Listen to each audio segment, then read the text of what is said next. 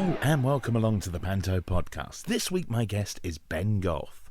Celebrating 21 years in the business, Ben tells me what it was like growing up with a famous dad, being given the chance to perform Shakespeare, and his aspirations on becoming a director. So please, sit back and enjoy the latest Panto podcast. My guest for today's Panto podcast is Ben Goffe. Hello, Ben. Hello, Hayden. Good to see you. It's great to see you too, and of course we've had your dad on previously. Lovely man. What was it like growing up with Dad? It was fun. Growing up with, because both my parents were in the business. That's how they met. My dad was doing his cabaret act in Weston-super-Mare, and my mum was a dancer at the time, so she was one of the dancers, and that's how they kind of met. So I've always kind of known show business in my life, really, and when Mum and Dad did eventually get together, they ran a theatre school here in Leighton Buzzard, and that's kind of how I started my training, really, when I was 3 years old, doing baby ballet, and just Really? kind of 3 years old, baby ballet, and just kind of carried on with it purely because it was cheaper for me to go to my mum's dance school than it was for them to hire a babysitter. And then, when I was about 7 or 8, they said to me, do you enjoy dancing? Do you enjoy theatre and acting? I was like, yeah. So I kind of carried on with it, really. But I do remember one of my first years at school, we had to write a quick story about what we had done over the weekend. And my best friend at the time, he said, I went to Tesco's and bought some bread and fed the ducks. Whereas I had written, I went to Tesco's and bought some apples and fed the elephants at the circus. And my teacher went, don't be so ridiculous, Ben. And I came home crying to my mum and dad because that is what we had done. My mum and dad knew a circus owner, and whenever they came to town, we always went to see them and went backstage and saw all the animals. And they had about 3 elephants and 10 horses and dogs and geese and things like that. And whenever the circus was in town, we'd always go and see them. So my parents did actually go in to see my teacher and went, this did actually happen. We did go to the circus and Ben did feed the elephants. And if Ben says something happened, it's normally true.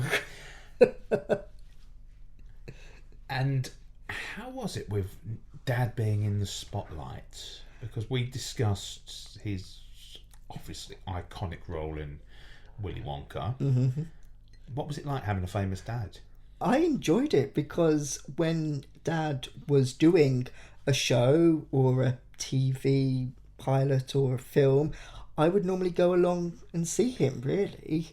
So there were a couple of times during school when Dad done a TV show called Potamus Park, which was filmed down in Pinewood Studios, and every so often on a weekday, for example, weekend, I would go down and see Dad as this character and meet everybody behind the scenes. And occasionally Dad would come home and say, right, we're doing this drawing competition. We've asked you, Ben, to draw something for us. So I go, okay, I'm involved in the shows. And whenever Dad was in Panto, we'd always go down and see him and stay for a couple of days. So yeah, it was fun kind of growing up with Dad kind of doing those shows. And when he'd done his cabaret act sometimes on weekends, I would go with him, and I used to carry on his bagpipes just before his kind of final number. He used to carry the bagpipes on, take a little bow and walk off and steal the show. Well, you're the cute one, aren't you? Exactly. Yeah. When I was about 5 or 6. And at what point did you sort of go, right, school's okay, but I really want to get into performing? Well, again, because Mum and Dad had their own dance school, every couple of years they'd always put on a theatre show. So that's how I kind of started really doing kind of dance numbers, and I really got a buzz off an audience clapping for me, cheering for me, winning dance competitions and things like that. And how I kind of really professionally started was Dad used to work for John Spiller's company in a version of Snow White and the Seven Dwarfs, and it would be the same show every year but in different venues. And whenever me and my brother finished school over the Christmas holidays, we'd go and spend time with him in Weymouth or Skegness or wherever Dad was that year. We would spend a couple of weeks with him, which was great. And then in Weymouth one year, Dad was also company manager, and he got a phone call from one of the dwarfs saying, "I'm ill, I can't do the show today." And Dad was panicking, going, I've got 6 dwarfs, what do we do? And me being 9 at the time said, "I know the show, Daddy, can I go on?" And yeah, that's what happened. I went on. Luckily it was the sleepy character, so I only had a couple of lines, but I went on, absolutely had a ball, and word got back to John that Martin had been off and Ben had gone on to replace him. And the following year, John booked me for my first professional gig. And your dad mentioned about that some dwarves don't do that much work every now and then. Would you consider yourself a worker then? Yes, yeah. I get bored very easily, so I love working as hard as I can to get the most reward out of the job, shall we say. I'm also a musician like my dad. I play about 4 different instruments. So recently I've tried to get those instruments in the shows as well. And I love tap dancing. So try and get a tap solo in if I can. So yeah, I love working. Shall we say? I like coming off at the end of a show and going, whew, I've worked today. You've earned your money. Exactly. What do you play then? So I play piano, trumpet, bass guitar and cello. The kind of trumpet's my main instrument.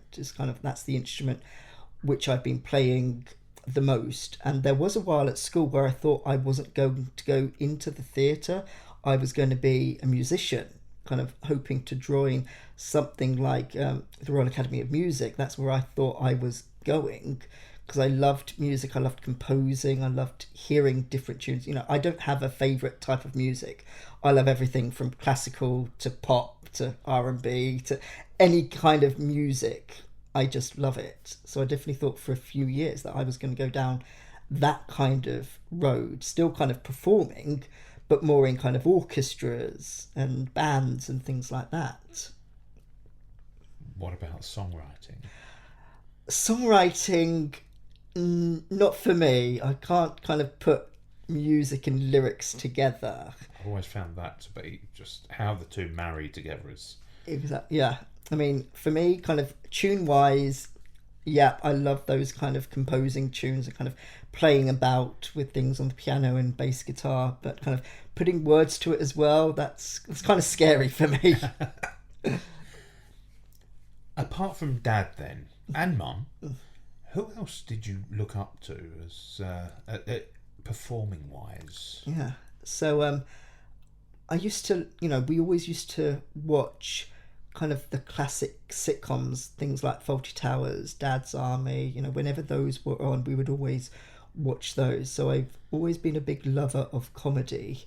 And when I was kind of in high school, I found a very old VHS of Tommy Cooper, and I put this on and I fell in love with Tommy, and that's when I really understood comedy and timing. And Tommy was a genius with all of his tricks and seemingly going wrong, but then they did go right at the same time, because again, I was a big lover of magic. In fact, one of my first jobs was performing magic in Hamley's toy shop window for a month. The window? Yes. My dad and myself, actually, we're both members of the Grand Order of Water Rats charity, and there was one evening where there was a show called A Chip Off the Old Block. So sons and daughters of water rats could get up onto the stage and do a little piece. And David Berglass's son Marvin Berglass, who owns Marvin's Magic, he was up there. He'd done a 10-minute magic routine. I'd done a little tap routine at that time, and we met each other, and Marvin said, do you like magic? I was like, yeah, I've got a couple of your tricks, I've got a couple of Paul Daniels tricks. And he said, okay, I'm renting out Hamley's window for a month. Would you be interested in being the character like the brand Marvin's Magic, would you be interested in doing a little bit of magic in the window for a month? I was like, yes, please. And he said there and then, we're not going to pay you, but you can come to our warehouse afterwards and pick out all the magic tricks you want for free of charge. So yeah, every couple of days I'd finish school and jump on the train, go down to Oxford Street and get changed into Marvin's character and do a 20-minute magic routine outside Hamley's window. Wow. Which was brilliant. And again, I learnt so much, from Marvin, just kind of sleight of hand and things like that. So yeah, absolutely love that. Do you do much magic now? Occasionally, I that's why I loved, watching people like Paul Daniels and Tommy Cooper, kind of seeing those tricks. And then down at Charing Cross, you've got Davenport's Magic Shop, and I always pop in there every couple of months and stock up on cards and rope and things like that. And if there's a trick which I'd wanted for a couple of months, I'll go, do you have this trick where, the rabbit comes out the hat and then it changes colour, and go, oh, is it this one? And they demonstrate the trick for you and go, yeah, that's the one, I'll have that, please. So after school then, what did you do? Yeah, so I actually took a gap year after my GCSEs because at that time I was touring the UK doing a mini Michael Jackson impersonation. I came home from school one day and my agent had been on the phone, and Dad said, you've got an audition down at Ministry of Sound. They want to do a music video with a dwarf playing Michael Jackson. So, grab your shoes, we're going down to London now. And they just asked me to do a couple of moonwalks and a couple of bit of Thriller and those kind of things, which was great. And so that was like the Monday evening. On the Tuesday morning, I had a cello exam in the morning. So I came out of that and, how was it? Yeah, it was good. I think I've done okay. Oh, by the way, you got that audition to be the Michael Jackson. Okay, brilliant. Yeah, they want to rehearse tomorrow night and Thursday night with the shoot on Friday. Okay, right, fine. So Wednesday night again after school, went back down to Ministry, met the choreographer, and we basically together put this dance routine together, taking things from Beat It, Thriller, and other different Michael Jackson videos. And then the Thursday afternoon evening, we met the 5 backing dancers, my backing dancers, changed the choreography completely and put it all back together. And then on the Friday, we shot this music video. It was a band called the Beat Freaks. And we had the song Somebody's Watching Me. So that was me doing the Michael Jackson stuff. So after the video came out, I think we got to number 3 in the hit parade, which was brilliant for me at 16, going into Woolworths and seeing my face on a CD, and all my friends were going, oh, is that you? It's like, yeah, please buy it. Because the record done so well, they decided to do a UK tour. So again, this was in the middle of my GCSEs at the time. So it was ridiculous sometimes. I'd finish school on the Friday. The tour van would pick me up Friday night and drive me off to a nightclub somewhere. And then we'd stay in a hotel, and then the Saturday we'd go over to another nightclub, do the gig.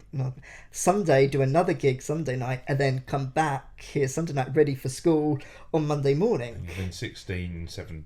You say yes, yeah. 16-year-old. It was goodness. It was mad. But you were loving it. Oh, absolutely. 3 minutes work. Thank you very much. I'll take that.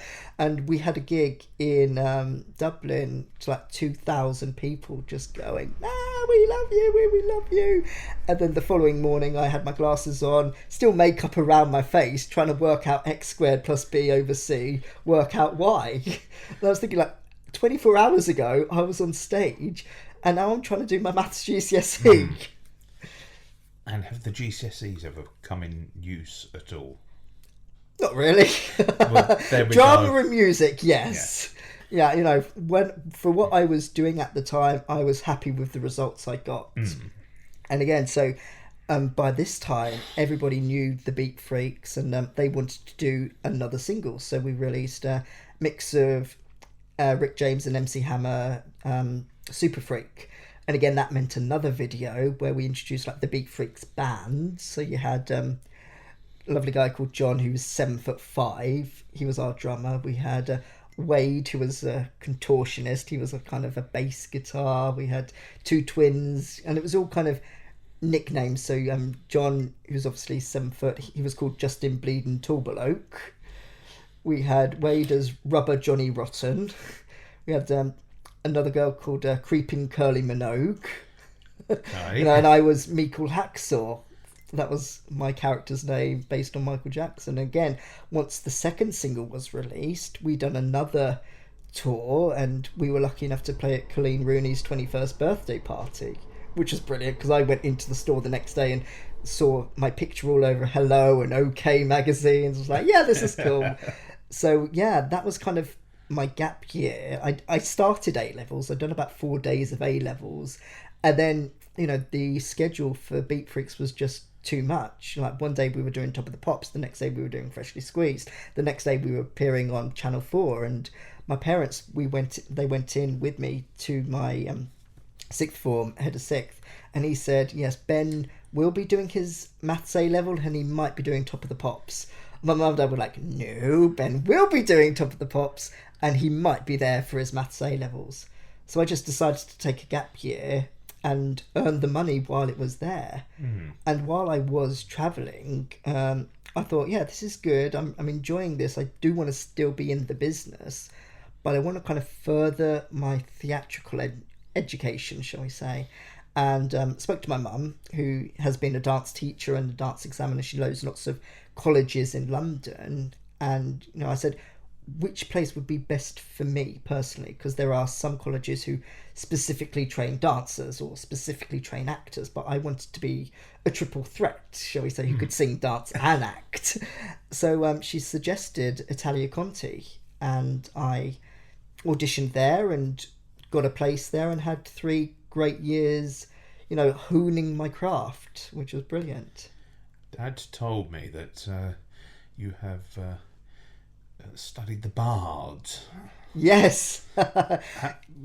Please tell me more. Yes. So it was down to in college, for our 3rd year, we could either do a dance show, a singing concert, or a Shakespeare TIE, Theatre and Education project. And I kind of thought Shakespeare would be better for me because I am a dancer. I can do turns. I know most dwarfs can't dance, shall we say. They can move, things like that. But if you ask them to do a maxi forward toe tap with a triple salco, they'll go, what? Well, even I'm going, what? So I knew I could dance. I was a pretty confident singer, but I really wanted to study acting because there are some great dwarf actors out there, and I wanted to be one of them, shall we say. So I thought I'll go down the Shakespeare route, which I thoroughly enjoyed, learning all about iambic pentameter and, just understanding what you're saying. We spent a good couple of weeks just going over a scene and, breaking it down into modern English, because I had a lovely director. He said, as long as you understand what you're saying, then the audience will understand. If they don't get every single word, forsooth thou art thine, all those kind of things, but as long as they listen to the passage, they will understand the story. So that was brilliant. So I really enjoyed doing the TIE project. And then a couple of years later, I got a call from my agent saying the Royal Shakespeare Company are interested in seeing you for a production of A Midsummer Night's Dream. Would you be able to go for it? Like, yes, would love to. And went through a couple of rounds and ended up doing A Midsummer Night's Dream. And it was a celebration of Shakespeare's 400th death day in 2016. The Royal Shakespeare Company thought, we want to prove that Shakespeare is for everybody. Because again, that's how it started. It wasn't just for the snotty people in Stratford-upon-Avon going, oh yes, we like Shakespeare, oh yes. They wanted to show that Shakespeare was for everybody. And one of his most famous plays is A Midsummer Night's Dream. Everybody knows the story, has studied it at school, they understand. It's a guy turns into a donkey, there's lovers fighting, it's a nice comedy. And they thought, to prove that Shakespeare is for everybody, let's take it on a national tour. And in each venue, let's bring in 6 amateur actors to play the mechanicals with the professional company. And that's what we done. So in each venue, we had 6 different actors playing the parts of the mechanicals. And then somebody else in the educational team thought, right, if we're doing this, well, why don't we get school kids involved? And the kids can be part of Titania's fairy train, and every night they can have a line of Shakespeare, which would be brilliant. So it was a mad schedule. We used to rehearse. Well, it seems weird now. It felt weird at the time, but now it's pretty easy. We were doing a big Zoom, shall we say. We'd be rehearsing in Clapham, and then we'd have all the TV screens up and go, right, we're now going to go to the team in Glasgow. Hello, Glasgow. Let's show us something which you've been working on. And then we went over to Canterbury, and the Canterbury actors would show us them. Then we went back over to Plymouth, and they'd show us what they were doing, which was brilliant. And yeah, it was, as I said, a mad rehearsal. We'd get into the venue. Well, the set would arrive on the Monday. They'd do the fit up. And the 5 fairies, because I was playing Mustard Seed, one of Titania's fairies, and the 5 of us with Titania, Oberon and Puck, we would meet the 30 school kids who would be playing the fairies for that week. They'd be in 3 groups of 10, red group, blue group, yellow group. So we'd rehearse our scenes with the kids and go, hello, I'm Ben, this is where we're going to stand here for scene 1. Go on to the yellow group. Hello, I'm Ben, this is where we're going to stand for scene 1. And then we do it for scene 2 and scene 3 and things like that. So that was kind of the Monday. On the Tuesday, we'd do a technical rehearsal, and the professional cast, we'd do what's called a Q to Q. So we wouldn't do the whole show.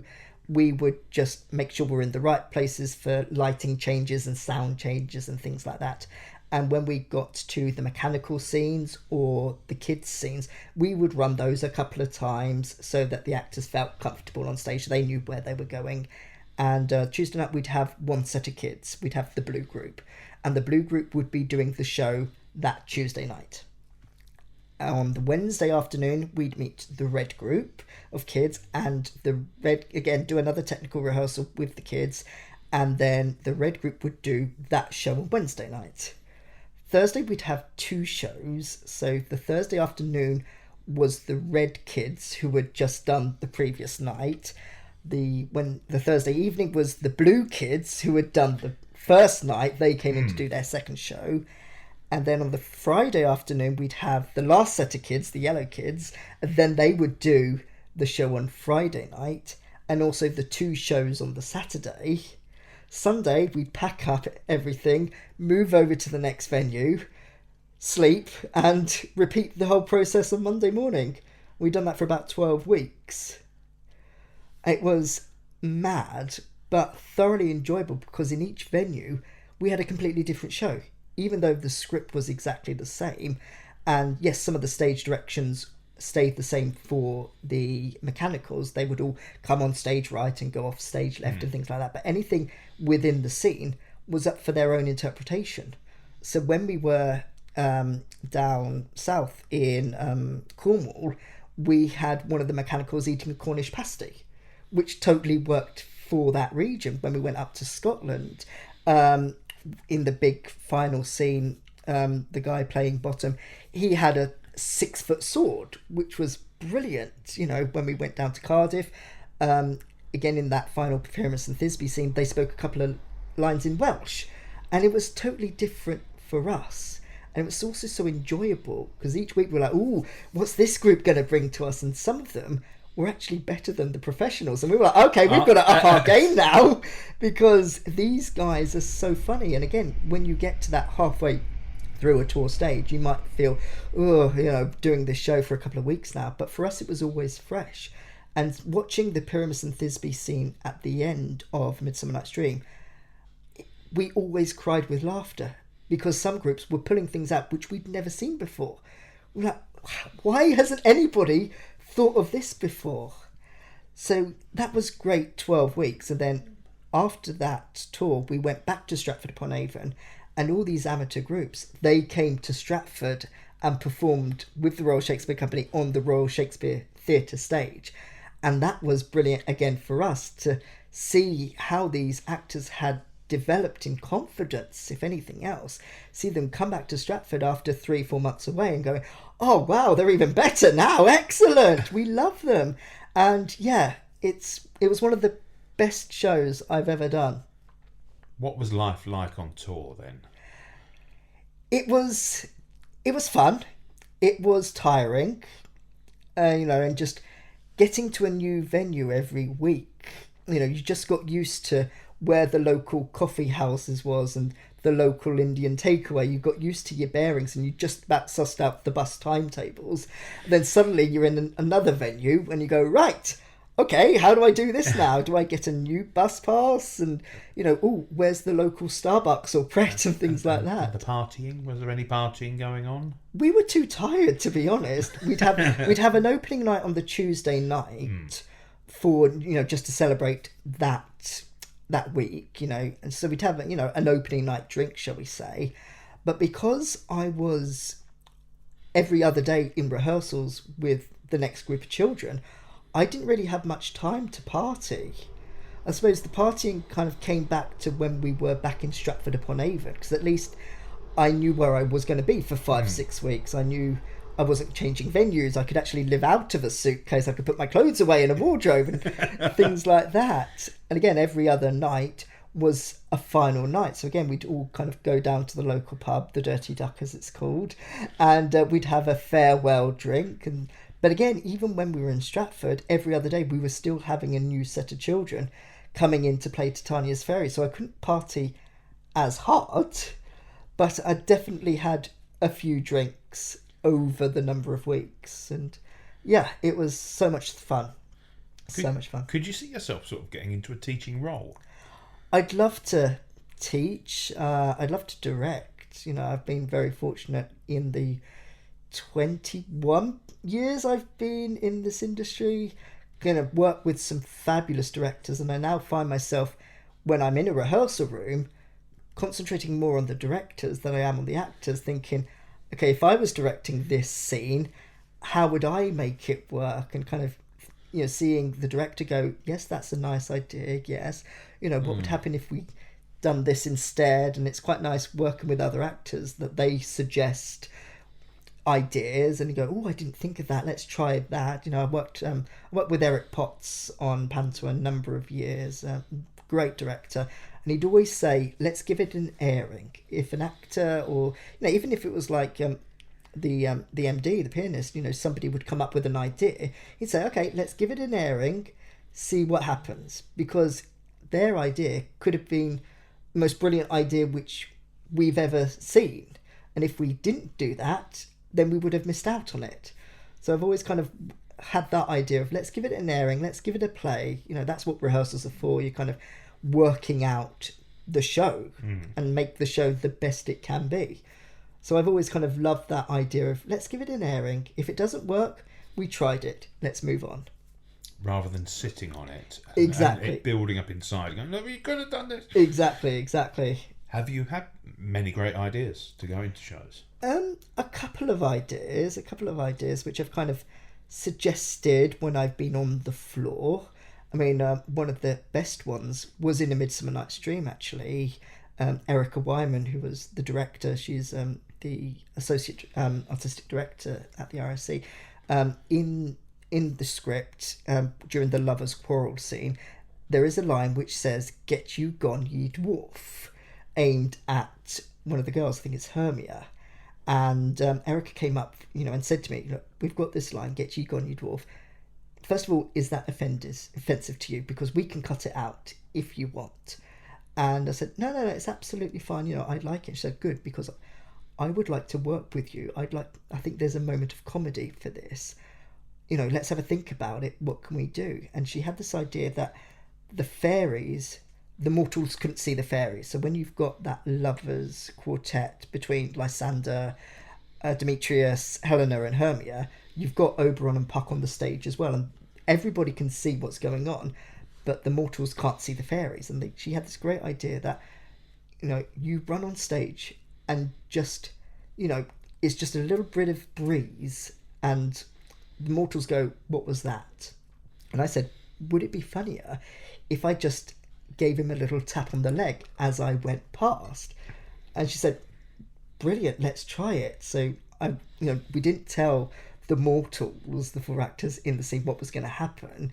And Jack Holden, who's playing Lysander out that day, he said, get ye gone, you dwarf. And I ran as fast as I could, just slapped him on the leg and ran off stage. And everybody fell about laughing. Even, the actors, they loved it. And Erica was like, let's keep it in. We got this great reaction.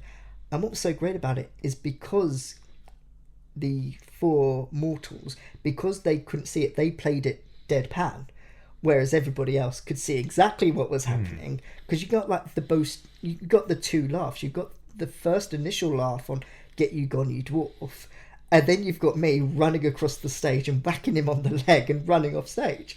And I stopped the show a couple of times. Do you mind being a dwarf? I love being a dwarf. Yeah, I absolutely love it. I think it's because I've had somebody short in my life forever, because Dad has always been there.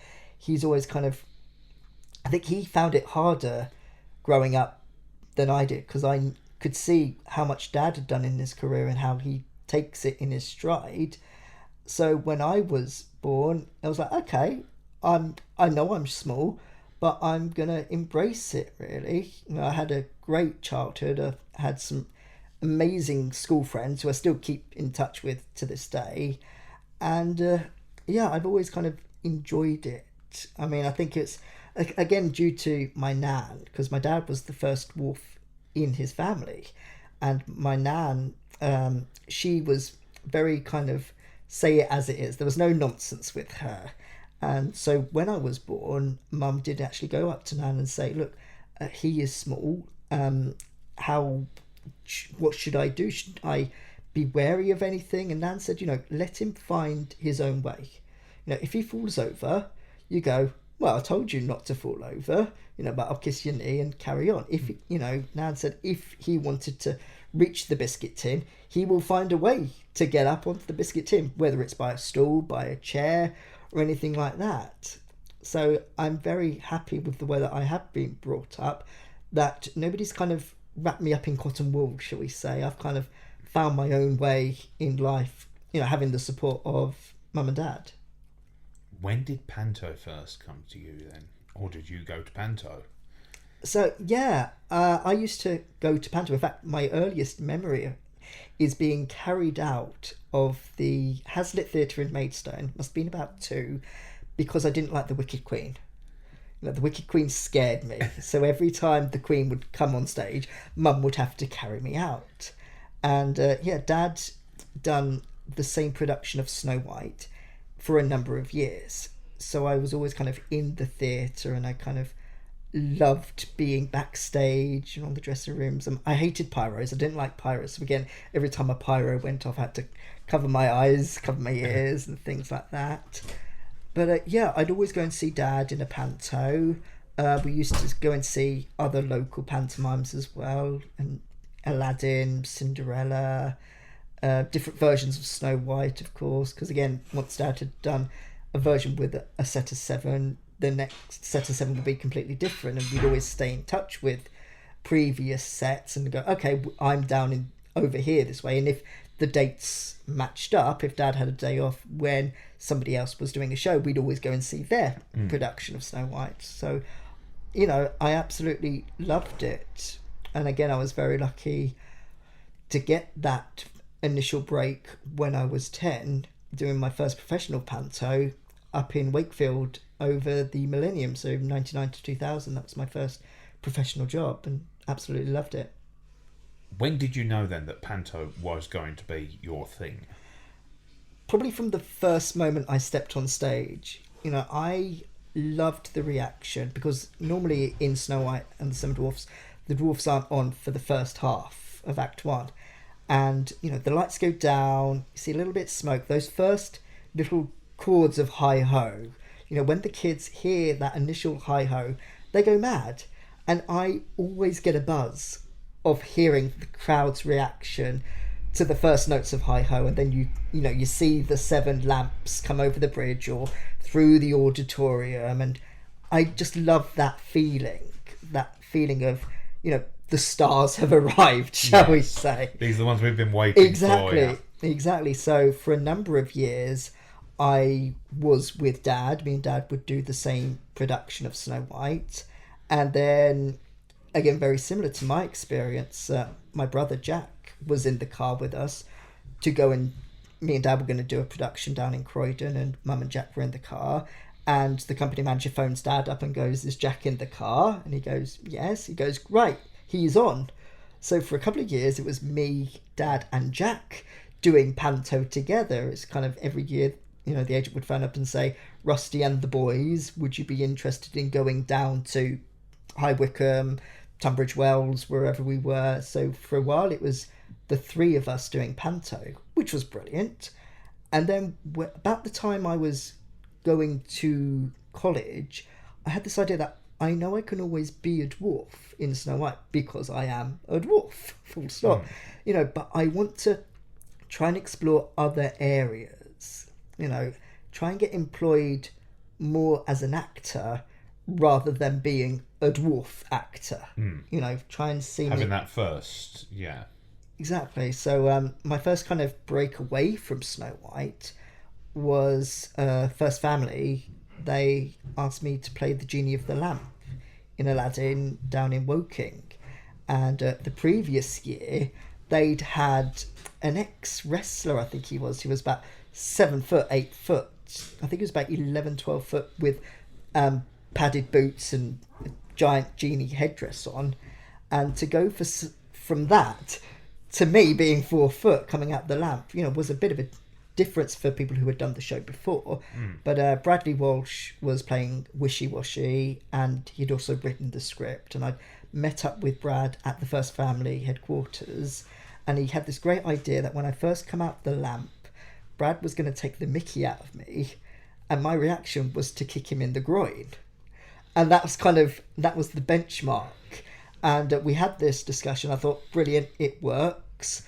And it got a great reaction every night, because by that point Brad had the audience in the palm of his hand playing Wishy. So they laughed at Brad taking the mickey out of me, but they laughed even better when I got my own back on him, shall we say.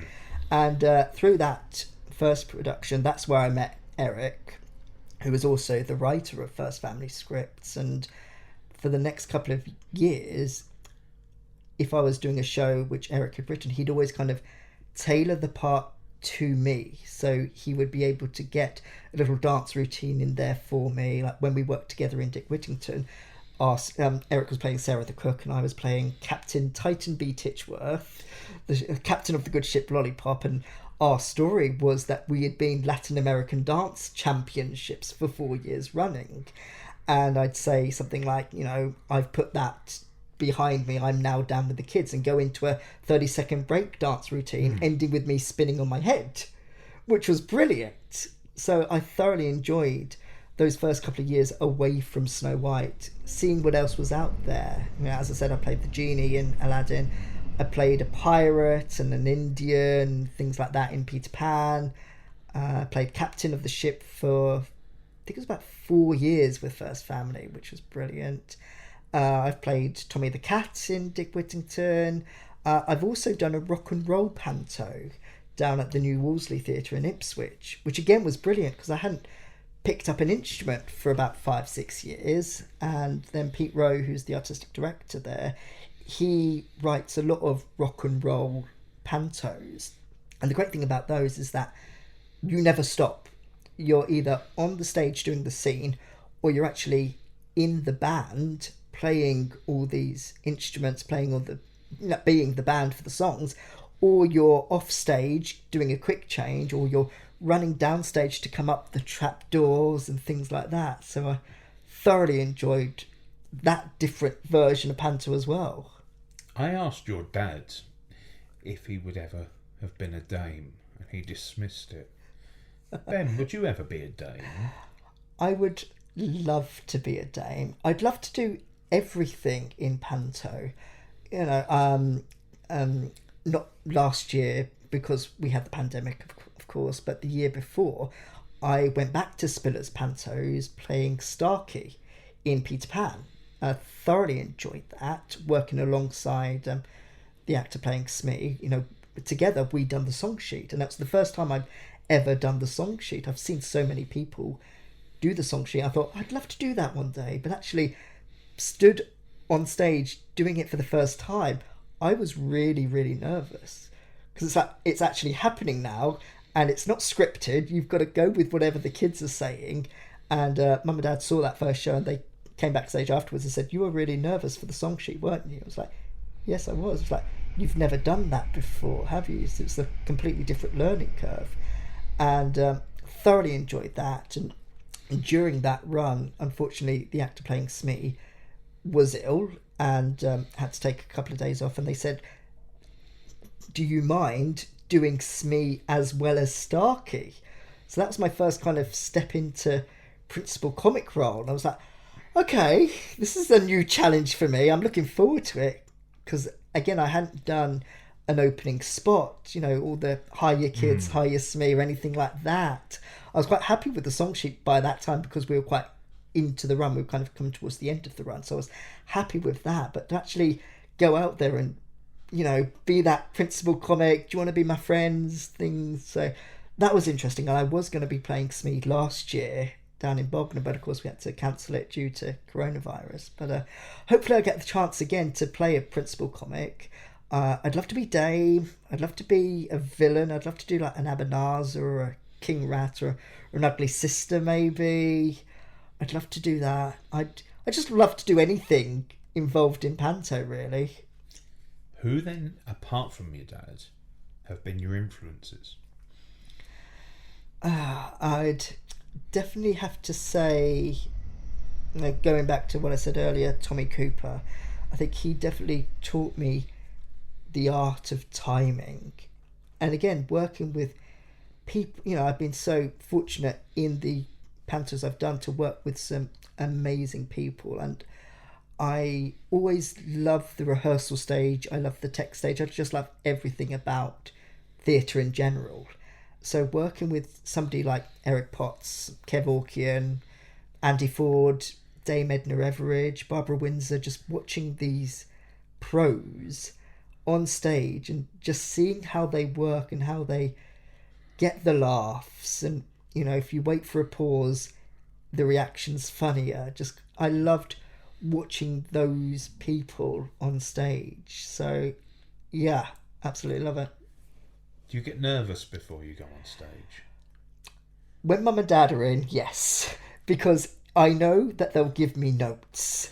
Every time Mum and Dad have come and watched me do a show, I'll go and see them afterwards and they'll go, right, here are your notes. You need to do this better. You need to say this. If you wait for this pause, you get the bigger laugh. Because they've been there themselves. You know, Dad will always give me tips on comedy and timing because he's done it for so many years.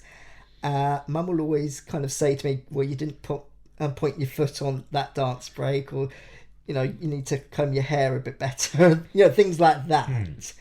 But I wouldn't have it any other way, because yes, it does get annoying sometimes. And I was doing a production of Dick Whittington when I was Tommy the Cat, and again I had a little bit of a opening spot there, because again, when they approached me to do Tommy, they, you know, I thought, is it going to be a skin part? Am I going to be crawling around on my hands and knees going meow meow meow? But the director Phil Clark said, no, I want to use you. I want to get the tap routine in there. I want to get your trumpet in there. You're going to be the kids' best friends.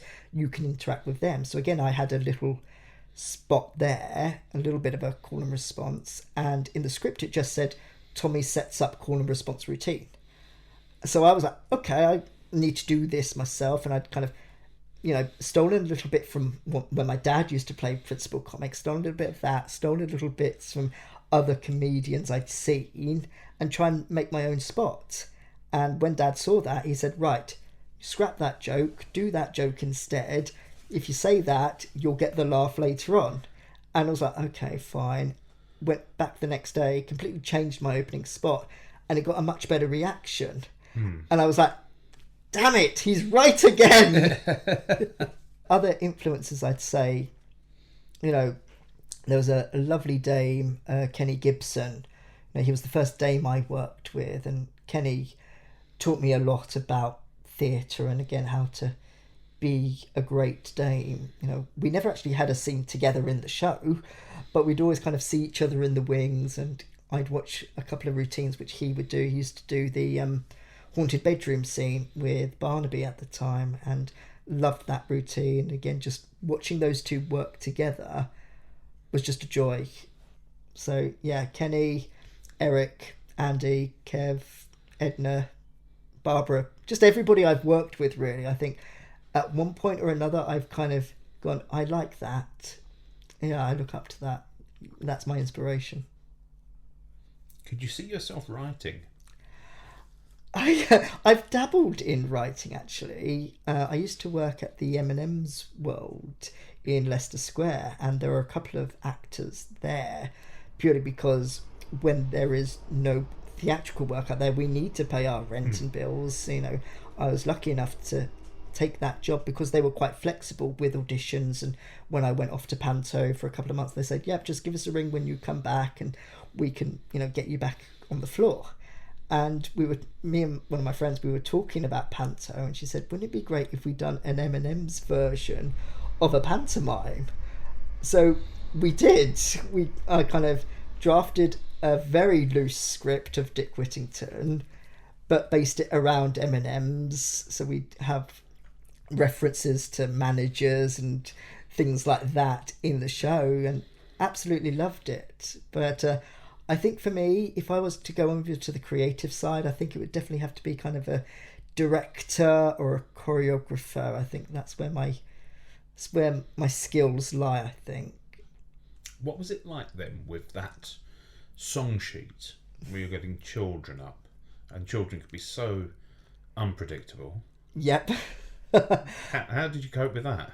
I mean, I was lucky at that point because the actor playing Smee, he was a kids entertainer, so he would always go first. I kind of watch what Dan would do, and kind of he'd say a couple of jokes, and then I would say a couple of jokes again, you know, through watching other comedians, mainly kind of nicking Dad's material, shall we say. But again, the first couple of shows, it was a learning curve. I was getting used to how a song sheet worked when you're actually physically there doing it with the children.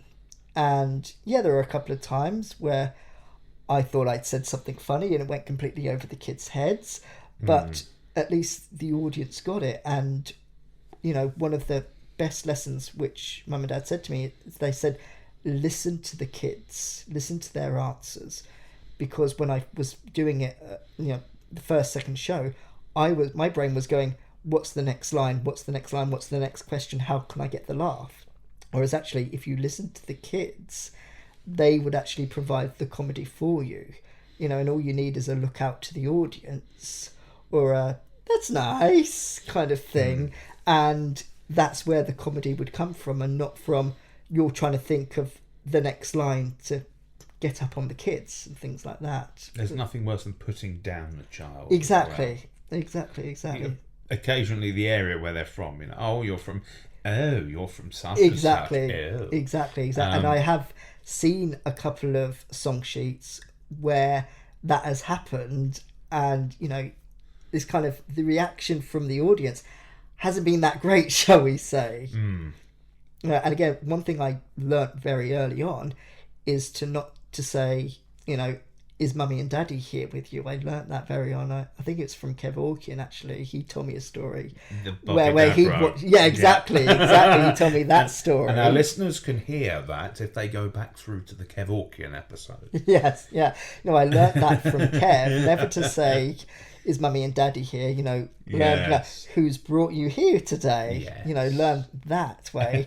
So you know, that was a thing which I had learnt from Kev to say that instead of "Is Mummy here with you?" and things like that. So again, kind of picking up little things from, comedians and especially people doing the song sheet. Kind of you pick it up, when you're getting changed for the finale and watching it from the wings, but it's a completely different experience doing it for yourselves. And then when Dan did go off and I was playing Smee as well, having the two kids together, I was more comfortable because I knew how it could work by that stage. So it wasn't as daunting as kind of doing a whole different role. I kind of thought, once I'm doing the song sheet, I know this track because I'm doing it already, so it's easier just to do it with two kids instead of just like me talking to one kid. Dan was talking to the other kid. I could do two kids together. What do you think about actors, average height actors, when they're portraying dwarves on their knees? Yeah. I think for me, it depends on the setup. So in Shrek the Musical, the actor playing Lord Farquaad is an actor on their knees. I mean, when I first saw it, I thought, shame, because you do have those dwarf actors who could easily play that part. They can sing, they can dance, they can act, they can do comedy. They would be great in this role.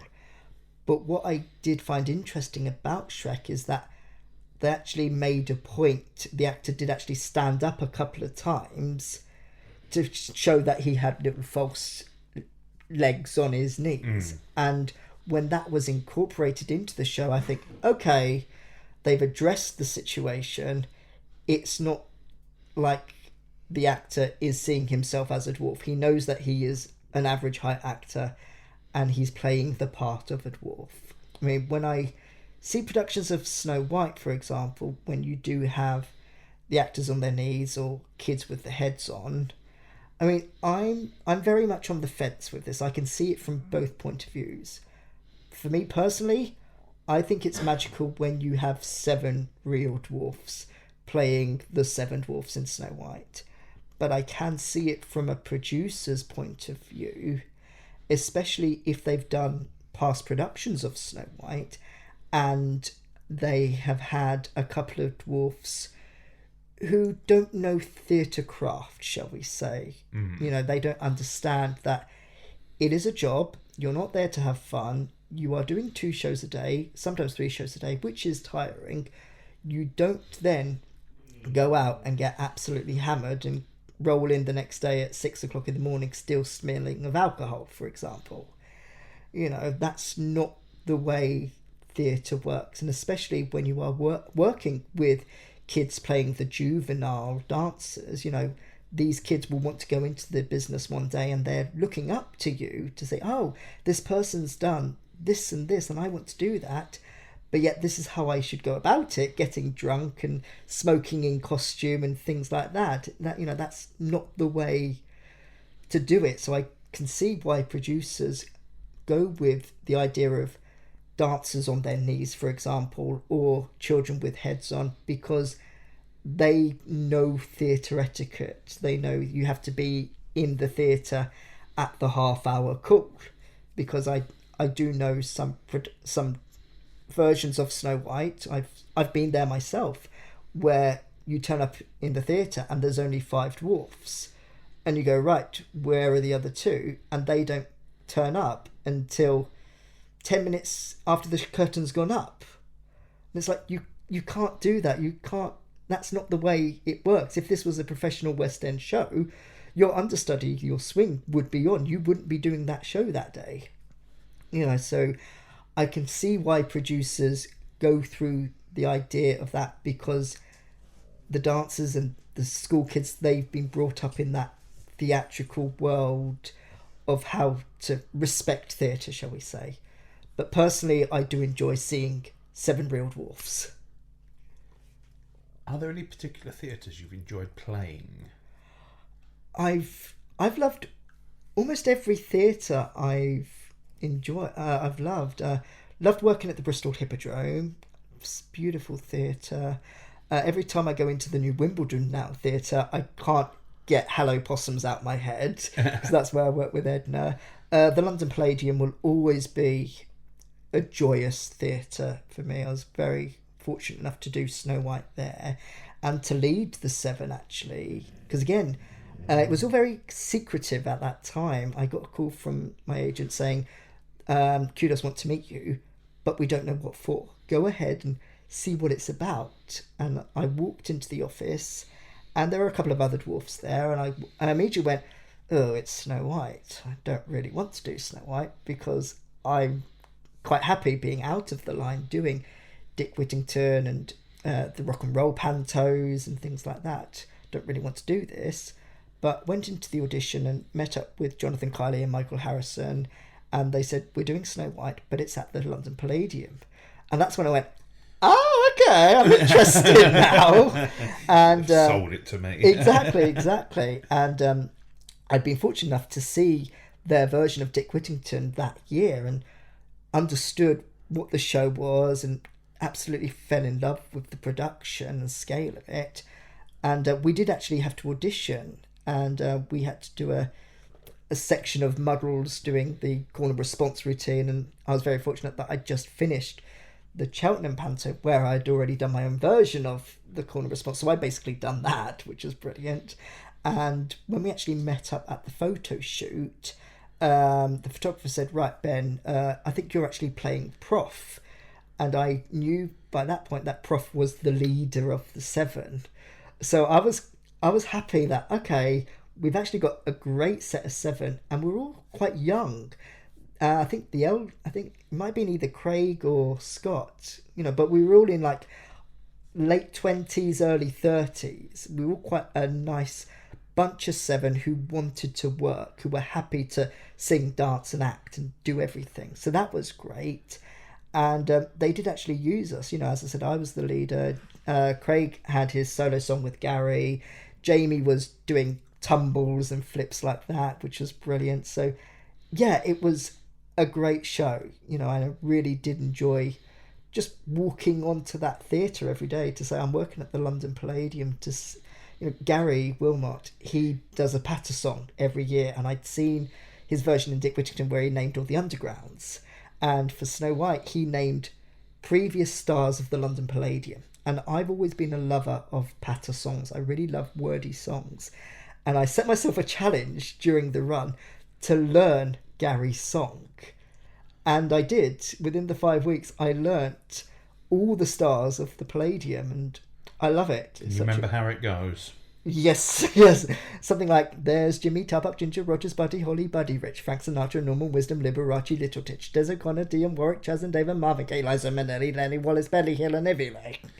Roy Orbison, the Everly Brothers, Bobby Darren, Bobby V, Eric Morecambe, Ernie Wise, Judy Gull and Morrissey, Bob Upton, Crosby, Billy Daniels, Tommy Cannon, Bobby Ball, Al McCogan, Cilla Black, Alfie Bowen, Michael Ball, and so on and so on and so on. And I think there's about over 200, I think there might be about 300 names, and I love it. I absolutely love that song. Do you think now with you've mentioned in previous guests Jamie, John and Craig Garner, there's a resurgence in dwarf performers now, dwarves with personalities and names, and real talent. Yes, definitely. Again, when I started, as I previously said, I'd get the phone call from the agent and said, Rusty and Ben, or Rusty, Ben and Jack, we're going to send you off to here. So most productions didn't know who they were getting as the Seven, shall we say. And I think, as Jamie and Craig have both said, most dwarfs don't train in the business. They are doing jobs like accountancy and doctors and things like that, which are brilliant, but they have 5-6 weeks off and do panto. And again, it's going back to what I said earlier about the theatre craft and just theatre etiquette, just knowing how to be a performer and an actor on a stage. It's not just a walk-on part.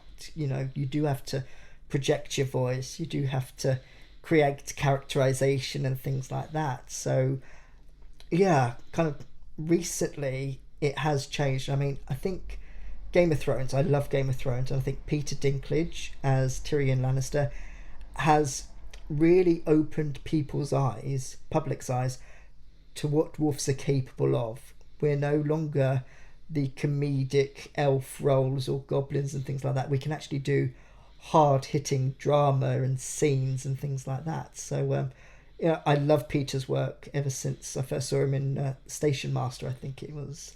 And then to see him grow in Game of Thrones and go, yes, you've got those dwarf jokes there, but the characterization of Tyrion is so much quicker and wittier that he ends up getting the last laugh. And I've spoken to a lot of my friends who watch the show, and Tyrion is their favourite character, not because he's a dwarf, because he's got such a charisma about him, and he's a dwarf as well, which you've got that double, which I love.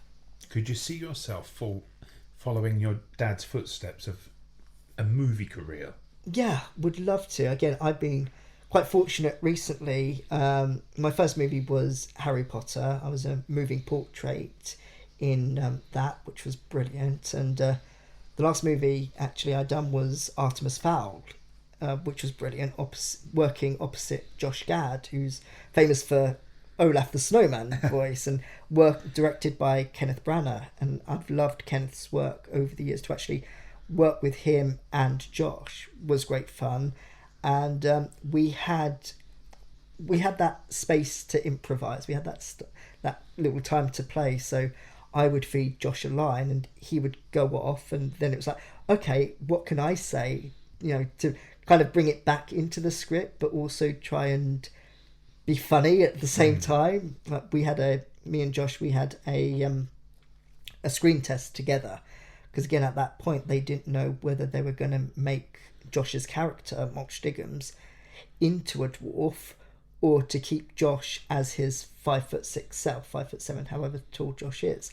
So they asked me to come in just to have a bit of a play about and see what comedy we could come up with that Josh believes he's a dwarf, but nobody else sees him as a dwarf because he's average height. So that was really quite fun, actually, just to have that little bit of interaction with Josh during the screen test. And Ken was just kind of shouting out questions to us, so who's the real dwarf? And we both said, I am. It's like, no, Josh, you're a gnome. I'm the dwarf. What do you mean? I know I'm a dwarf. I'm the same height as you. You're not. Look at us.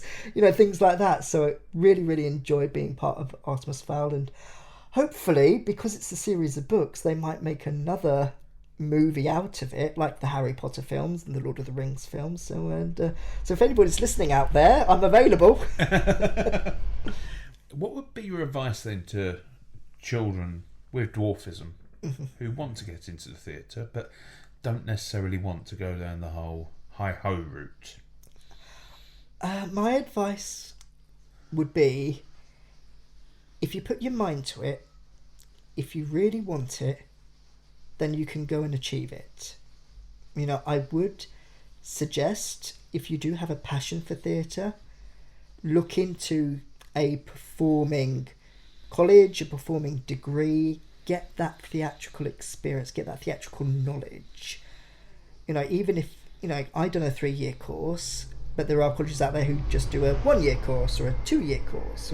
But I would definitely say, work at that and learn all types of theatre. Go from Panto, go and see a couple of Shakespeare's, learn a bit of that iambic pentameter, study commedia dell'arte and just all different versions of theatre, straight plays, comedies, and go and see theatre.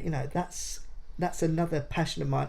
Whenever I'm not working, I'm always going to see shows, and I think that's why I really love to be a director, because I can see shows and go, ooh, that's a really nice piece of direction, or ooh, how would I direct that piece? That's not working somehow. So I'd say if you're passionate about it, go for it. There are no limits in this industry. If you want to play Romeo in Romeo and Juliet, what's stopping you? The world is changing for the better, I believe. A lot of disabled actors are getting parts now which aren't necessarily about their disability. They are part of the show, they're part of the community. If they're in a soap, yes, you might have the occasional reference to their wheelchair or their deafness, but once that's out there, they're just a character, and there are all walks of life out there at the moment, and theatre is a version of real life. So these characters exist out there, so why can't Romeo be played by a dwarf? What's stopping somebody who is short playing Romeo? So I'd say, yeah, just go for it, really. If you've got the passion, you can do anything. What are your favourite shows then that you've watched and been envious of the direction? I mean, for me, one of my dream shows would be Starlight Express. I'd love to be in that show. It's one of the first musicals I ever saw down at the Apollo Victoria. And with that show, you had all the actors were on skates and they were skating around the audience, and you could feel the wind as they're going around 30, 40 miles an hour. So I'd love to be in that show, just to skate around. I can't skate, but I'd love to do it. Just to kind of go up and down the ramps. Dad will teach you, won't he? Exactly, yeah. Yeah, I'd love to be in Starlight. When I was younger, I'd love to be in Les Mis. I thought I'd be a great Gavroche and climbing all over the barricade. I'd love to do that. But recently now I'd love to do something like Titus Andronicus. That was one of my favourite Shakespeares. I'd love to do that. I'd love to play Richard III in Richard III. I thought that would be brilliant. I just love theatre, shall we say. I don't mind if it's comedy, if it's straight, if it's musicals, if it's a one-man show. I just love to do anything and everything. I could see you in Book of Mormon, actually. Oh, Book of Mormon. Now that would be... I'd love to be Elder McKinley, who's who sings Turn It Off and has... Yes. He says he's gay, but he's not gay. I'd love to play that part. That would be brilliant. One of my favourite bits of the show, that. Yeah, but that tap routine. Turn it off when there's suddenly... You've got that blackout and then the lights come up again and they're all in pink waistcoats. Brilliant bit of theatre. I'd love to play that. Or Elder Cunningham, who Josh played. I'd love to play Elder Cunningham. I just love theatre. Well, this leads me on to my last question. Your dream pantomime. I've been thinking of this. I know. Well, you're one of the few guests who listen. That's it. So you know the shtick, and everybody else does. You choose a production, theatre, cast, crew, live or dead.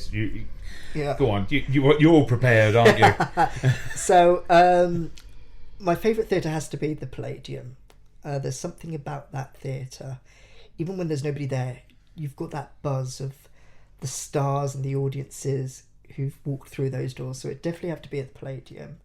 It would have to be Dick Whittington, because I think Dick Whittington is one of my favourite productions I've ever been in. Dame Edna would have to be in it. I worked with Edna as she was the saviour of London at Wimbledon, so put her back as the saviour of London. For King Rat, either the wonderful Anita Dobson, who I've worked with many a time, or Granville Saxton, who's again a great baddie. But both Anita or Granville, they're comedically bad, if that makes sense. You hate them, but you've also got their points where they are amazingly funny. I'm just going to divulge a bit. One of my mum's favourite memories, kind of a proper pinch me moment, was when Anita was on stage singing I Want It All, and there was me, Dad and Jack and Brian May in the wings playing air guitar together, watching Anita sing I Want It All. And as I said, I've worked with Anita a few years, and the first time I met Brian, I had no idea who he was.